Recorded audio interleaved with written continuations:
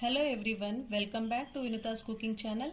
ನೀವಿಲ್ಲಿ ನೋಡ್ತಾ ಇರಬಹುದು ಈ ಸಿಹಿ ಪದಾರ್ಥದ ರೆಸಿಪಿಯನ್ನ ನಾವು ಮನೆಯಲ್ಲೇ ಮಾಡಿರೋದು. ಅಂಗಡಿಯಲ್ಲಿ ಮಾಡಿರೋದಕ್ಕಿಂತ ಚೆನ್ನಾಗಿ ಇದು ಕಂಡು ಬರ್ತಾ ಇದೆ. ಈ ಸಿಹಿ ಪದಾರ್ಥವನ್ನ ನಾನು ಮಾವಿನ ಹಣ್ಣನ್ನ ಬಳಸ್ಕೊಂಡು ಮಾಡಿದ್ದೀನಿ. ಈ ಸಿಹಿ ಪದಾರ್ಥವನ್ನ ನಾವು ಮಾಡೋದಕ್ಕೆ ಏನೇನು ಸಾಮಗ್ರಿಗಳು ಬೇಕು ಹಾಗೂ ಯಾವ ರೀತಿಯಾಗಿ ಈ ಸಿಹಿ ಪದಾರ್ಥವನ್ನ ಮಾಡೋದು ಅಂತ ನೋಡ್ಕೊಂಡು ಬರೋಣ ಬನ್ನಿ. 2 ಮಾವಿನ ಹಣ್ಣನ್ನ ಈ ರೀತಿಯಾಗಿ ಸಣ್ಣದಾಗಿ ಕಟ್ ಮಾಡಿ ಇಟ್ಕೊಂಡಿದ್ದೀನಿ. ಅರ್ಧ ಹೋಳ್ನಷ್ಟು ತೆಂಗಿನಕಾಯಿನ ನಾನು ಇಲ್ಲಿ ಇದು ಒಣ ಕೊಬ್ಬರಿನ ತುರ್ಕೊಂಡಿದ್ದೀನಿ. ಮೇಲಿಂದ ಕಪ್ಪು ಭಾಗವನ್ನು ತೆಗೆದು ನಾನು ತುರ್ಕೊಂಡಿದ್ದೀನಿ. ಒಂದು ಸಣ್ಣ ಕಪ್ಪಿನ ಅಳತೆಯಷ್ಟು ಸಕ್ಕರೆನ ತಗೊಂಡಿದ್ದೀನಿ. ಸ್ವಲ್ಪ ಕೇಸರನ್ನ ತಗೊಂಡಿದ್ದೀನಿ. ಸ್ವಲ್ಪ ಪಿಸ್ತಾ ಹಾಗೂ ಒಂದು 3 ಏಲಕ್ಕಿನ ತಗೊಂಡಿದ್ದೀನಿ. ಕೊಬ್ಬರಿ ತುರಿನ ಮಿಕ್ಸಿ ಜಾರ್ಗೆ ಹಾಕೊಂಡು ಇದನ್ನ ಪೌಡರ್ ಮಾಡ್ಕೊಂಡು ಬರ್ತೀನಿ. ನೀವಿಲ್ಲಿ ನೋಡ್ತಾ ಇರ್ಬೋದು, ನಾನು ಇದನ್ನ ಕೊಬ್ಬರಿನ ಈ ತರ ರುಬ್ಕೊಂಡಿದ್ದೀನಿ. ಇಷ್ಟಾಗಿದೆ ಇದು. ಇದನ್ನ ಇವಾಗ ನಾನು ಸೈಡಿಗೆ ಎತ್ತಿಟ್ಕೊಂಡು ತಗೊಂಡಿರುವಂತಹ ಮ್ಯಾಂಗೋ ಅನ್ನ ನಾನು ಇದೇ ಮಿಕ್ಸಿ ಜಾರಲ್ಲಿ ರುಬ್ಕೊಂಡ್ ಬರ್ತೀನಿ. ಅದೇ ಮಿಕ್ಸರ್ ಜಾರ್ಗೆ ನಾನು ತೆಗೆದುಕೊಂಡಿರುವಂತಹ ಮಾವಿನ ಹಣ್ಣನ್ನ ಹಾಕೊಳ್ತಾ ಇದ್ದೀನಿ. ಮಾವಿನ ಹಣ್ಣನ್ನ ಪೂರ್ತಿ ಹಾಕೊಂಡ್ಮೇಲೆ ಇದಕ್ಕೆ ನಾನು ತಗೊಂಡಿರುವಂತಹ ಸಕ್ಕರೆನ ಸೇರಿಸ್ತಾ ಇದ್ದೀನಿ. ಸಕ್ಕರೆನ ನಿಮ್ಮ ರುಚಿಗೆ ಅನುಸಾರವಾಗಿ ಹೆಚ್ಚು ಅಥವಾ ಕಡಿಮೆ ಮಾಡ್ಕೋಬಹುದು. ನಾನಿಲ್ಲಿ ಒಂದು ಸಣ್ಣ ಕಪ್ಪಿನ ಅಳತೆಯಷ್ಟು ಸೇರಿಸ್ಕೊಂಡಿದ್ದೀನಿ. ಅದಕ್ಕೆ ನಾನು ಒಂದು 2-3 ಏಲಕ್ಕಿನ ಸೇರಿಸ್ಕೊಳ್ತಾ ಇದ್ದೀನಿ. ಇಷ್ಟನ್ನು ಸೇರಿಸಿ ನಾನು ಇದನ್ನ ನುಣ್ಣಗೆ ರುಬ್ಕೊಂಡ್ಬರ್ತೀನಿ. ನೋಡಿ, ನಾನಿಲ್ಲಿ ಮ್ಯಾಂಗೋನ ಈ ರೀತಿಯಾಗಿ ರುಬ್ಕೊಂಡು ಬಂದಿದ್ದೀನಿ. ಇದನ್ನ ಬಳಸ್ಕೊಂಡು ಯಾವ ರೀತಿಯಾಗಿ ಈ ಸಿಹಿ ಪದಾರ್ಥವನ್ನ ಮಾಡೋದು ಅಂತ ನೋಡ್ಕೊಳ್ಳೋಣ ಬನ್ನಿ. ಮನೆ ಮೇಲೆ ಒಂದು ಸಣ್ಣ ಪ್ಯಾನ್ ಅನ್ನ ಇಟ್ಕೊಂಡಿದ್ದೀನಿ. ಉರಿನ ತುಂಬಾ ಸಿಮ್ಮಲ್ಲೇ ಇಟ್ಕೋಬೇಕು. ಅದಕ್ಕೆ ತುರಿದು ರೆಡಿ ಮಾಡಿ ಇಟ್ಕೊಂಡಿರುವಂತಹ ಒಣ ಕೊಬ್ಬರಿ ಪುಡಿನ ಹಾಕೋಬೇಕು.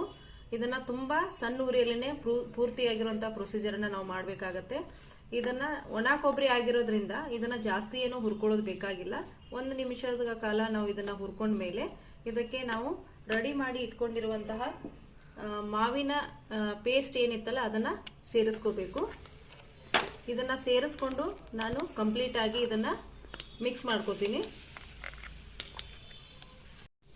ಈ ರೀತಿ ಮಾವಿನ ಹಣ್ಣಿನ ಪೇಸ್ಟ್ ನೀಟಾಗಿ ಕೊಬ್ಬರಿ ಪುಡಿ ಜೊತೆಗೆ ಮಿಕ್ಸ್ ಆಗೋ ತರ ಇದನ್ನ ಚೆನ್ನಾಗಿ ಮಿಕ್ಸ್ ಮಾಡ್ಕೋಬೇಕು. ಮಿಕ್ಸ್ ಮಾಡ್ಕೊಂಡ್ಮೇಲೆ ಇದನ್ನ ಸಣ್ಣ ಉರಿಯಲ್ಲಿನೇ ಮಿಶ್ರಣ ಗಟ್ಟಿ ಆಗೋವರೆಗೂ ಇದನ್ನ ಬೇಯಿಸ್ತಾ ಬರಬೇಕು. ನೀವಿಲ್ಲಿ ನೋಡ್ತಾ ಇರಬಹುದು, ಮಿಶ್ರಣ ಸ್ವಲ್ಪ ಗಟ್ಟಿ ಆಗ್ತಾ ಇದೆ, ಹಾಗೆ ಕಲರ್ ಕೂಡ ಚೇಂಜ್ ಆಗ್ತಾ ಇದೆ. ಇದನ್ನ ಇದೇ ರೀತಿಯಾಗಿ ಕೈ ಬಿಡದೆ ತಿರುತ್ತಾ ಇರಬೇಕು. ಹಾಗೆ ಇದನ್ನ ಇನ್ನೂ ಗಟ್ಟಿ ಆಗುವವರೆಗೂ ಇದನ್ನ ನಾವು ಬೇಯಿಸ್ಕೋಬೇಕಾಗತ್ತೆ. ನೀವಿಲ್ಲಿ ನೋಡ್ತಾ ಇರಬಹುದು, ಮಿಶ್ರಣ ತುಂಬಾ ಗಟ್ಟಿಯಾಗಿ ಬಂದಿದೆ. ಈ ರೀತಿ ಪ್ಯಾನ್ ಬಿಟ್ಟು ಬರ್ತಾ ಇರಬೇಕು, ಆವಾಗ ಇದು ಆಗಿದೆ ಅಂತ ಅರ್ಥ. ಇದನ್ನ ನಾನು ಒಲೆನ ಆಫ್ ಮಾಡಿ ಸೈಡ್ಗೆ ಎತ್ತಿಟ್ಕೋತೀನಿ. ಇದನ್ನ ಆರೋದಕ್ಕೆ ಬಿಡ್ತೀನಿ. ನೀವು ನೋಡ್ತಾ ಇರಬಹುದು, ಮಿಶ್ರಣನ ನಾನಿಲ್ಲಿ ಒಂದು ತಟ್ಟೆಗೆ ಹಾಕಿ ಅದನ್ನ ಆರೋದಕ್ಕೆ ಇಟ್ಟಿದ್ದೆ. ಇದು ಇವಾಗ ಗಟ್ಟಿಯಾಗಿದೆ. ಈ ರೀತಿಯಾಗಿ ಇದಕ್ಕೆ ನಾವು ಇನ್ನೊಂದು ಸ್ವಲ್ಪ ಗಟ್ಟಿ ಆಗೋದಕ್ಕೋಸ್ಕರ ನಾವು ಒಂದು 10 ರೂಪಾಯಿ ಪ್ಯಾಕೆಟ್ ಅನ್ನ ನಾನು ಮಿಲ್ಕ್ ಪೌಡರ್ ಅನ್ನ ಹಾಕ್ತಾ ಇದ್ದೀನಿ. ಈ ಮಿಲ್ಕ್ ಪೌಡರ್ ಅನ್ನ ಹಾಕಿ ನಾವು ಕಂಪ್ಲೀಟ್ ಆಗಿ ಇದನ್ನ ಬೆರಳುಗಳ ಸಹಾಯದಿಂದ ನಾವು ಇದನ್ನ ನೀಟಾಗಿ ಮಿಕ್ಸ್ ಮಾಡ್ಕೋಬೇಕು. ನೀವಿಲ್ಲಿ ನೋಡ್ತಾ ಇರಬಹುದು, ನಾನು 1 ಪ್ಯಾಕೆಟ್ ಮಿಲ್ಕ್ ಪೌಡರ್ ಅನ್ನ ಹಾಕಿ ಮಿಕ್ಸ್ ಮಾಡ್ಕೊಂಡಿದ್ದೀನಿ. ಮಿಶ್ರಣ ಇನ್ನೂ ಸ್ವಲ್ಪ ತೆಳುವಾಗಿದೆ, ಅದಕ್ಕೋಸ್ಕರ ನಾನು ಇನ್ನೊಂದು ಪ್ಯಾಕೆಟ್ ಅನ್ನ ಸೇರಿಸ್ಕೊಳ್ತಾ ಇದ್ದೀನಿ ಮಿಲ್ಕ್ ಪೌಡರ್ದು. ನೋಡಿ, ಇಲ್ಲಿ ಮಿಶ್ರಣ ಇವಾಗ ರೆಡಿ ಆಗಿದೆ.